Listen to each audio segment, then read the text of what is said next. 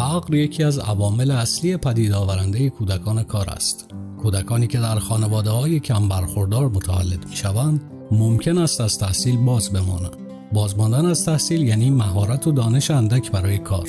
در نتیجه این کودکان به کارهای کم درآمد که امکان پیشرفت چندانی ندارد روی می‌آورند و در بزرگسالی نیز به همان کارها ادامه می‌دهند. در عین حال در بین فرزندان خانواده‌های کم برخوردار، کودکان دختر از شانس کمتری برای ادامه تحصیل برخوردارند. آنها در سنین کم ازدواج می‌کنند و مادر می‌شوند. این کودکان گاهی در کارگاه‌های خانگی و در برخی دیگر موارد به کارهای سخت خانگی مشغول می‌شوند. این وضعیت باعث امتداد چرخه فقر و کار کودکان می‌شود و فرزندان تازه متولد شده از کودکان کار دیروز، کودکان کار فردا می‌شوند.